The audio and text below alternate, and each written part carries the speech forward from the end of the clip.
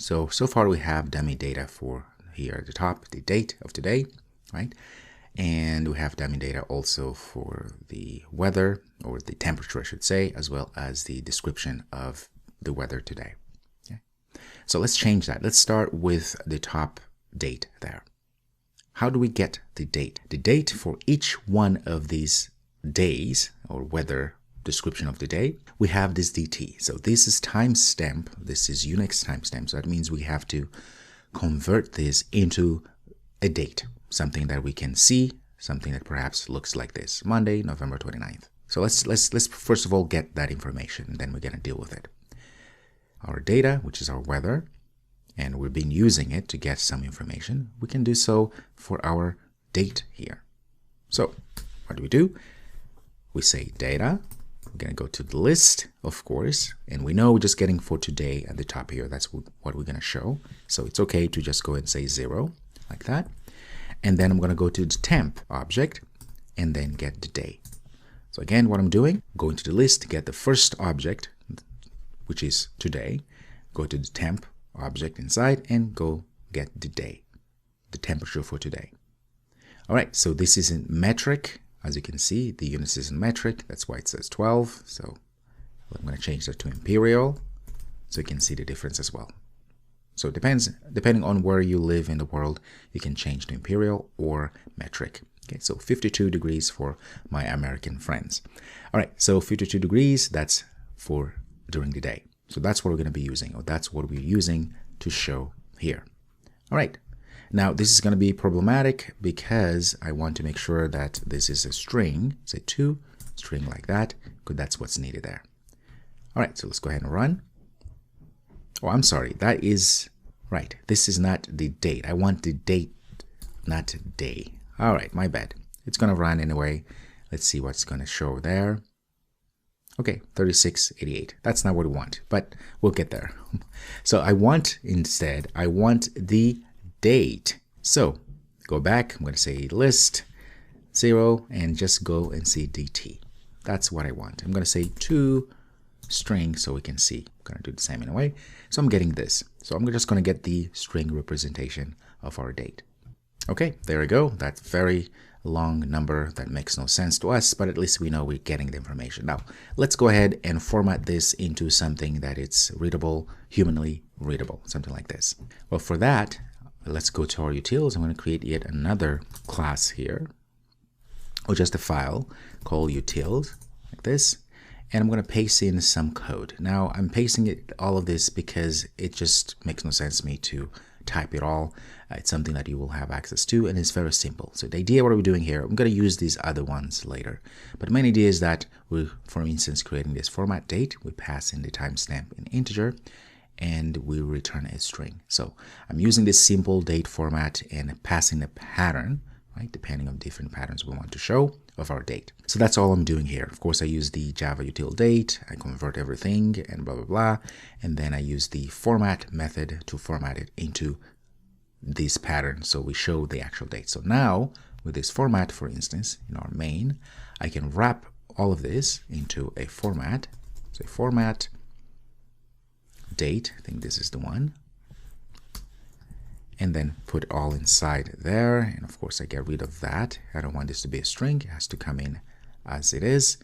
And now we should get something more readable, right? So this should be something hopefully that says Wednesday, November 31st or 30th, something like this, right? Let's take a look and see. So if you run, okay, there we go. Tuesday, November 30th, which is today. When you run this, of course, depending on the day you are writing this code, of course, this will change, but it will be the correct date for you as well. Don't get too hung up on this. This is just some functions that I've created. You will have access to that, and you can tweak them and so forth. So something for you to have, and we are going to be using these other different functions later. Well, next, we're going to add the actual temperature of the day, which is exactly what we accidentally did earlier. Well, all of that is going to be in here, right, in this text. So I'm going to say data, or date, yeah, right, data, right, data. All right, list, get the first item of the list, which is today, and I'm going to say temp and day, right? The highest of the day. And in this case here, let's go ahead and what I'm going to do, because I don't want to have, let's go back here. I don't want this temp to have decimal points. What I'm going to do, I'm going to use again, let's go back to our util. We're going to use the format decimals. So what this does is it takes in a double and then returns a string formatted. So this is how we're going to format it. We just say we want 0 decimal places, right? That's how we do it. And we pass the item, which is a double. So we're going to use that format decimals. So go back. I can wrap all of this again into format decimals like this. Okay, we should be good. And while I'm here, the snow, where do we get that snow, right? Which is a description of what's going on that day.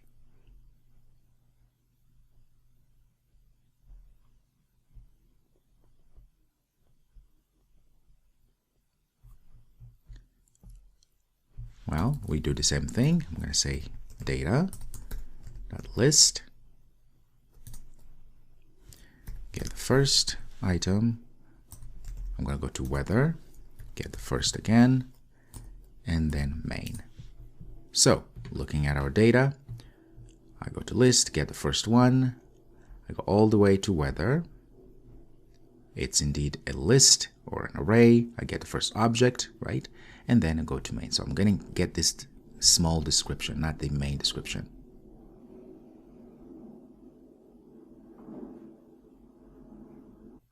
One thing I can do, actually, you notice that I say a lot of data list 0. So I can actually refactor this. So right click, right? Maybe it's a little bit extreme, but it's okay. I'm going to replace all occurrences. There we go. So this just makes it a little bit easier.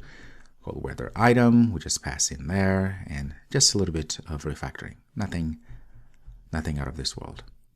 Okay, let's go ahead and rerun this real quick. Now let me add the degree. As you see here, we have this degree symbol. Now to type a degree symbol, what do you need to do? Let's go back to where I want this to show. I'm going to just add plus here. So on Mac, all I do Alt and hit the 0, and there we go. And I believe that also that would work on PC.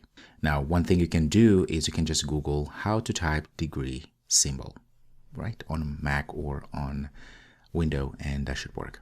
All right, so this will just help a little bit. And let's finalize and give a final run for now so we can move on. Okay, there we go, 37 degrees. And if we change the city, we should, of course, this should work. I'm going to say Lisbon. Okay, looks like Lisbon is pretty cloudy, 58 degrees. Let's say Istanbul. I think that's how you spell it. Okay, there we go, 57, and it's kind of sunny and rainy and cloudy. All right, so it's working. This is really great because you can see as we change the city, we automatically changing the app bar title. We also getting the date of today, the weather date of today. We're getting the image, we're getting the degrees, the temperature, and the description, right? It's rain, snow, and so forth. Very good. So we're making progress. Now our top here, it's all working perfectly. Next, what we're going to do is look at this structure here. Okay, I'll see you next.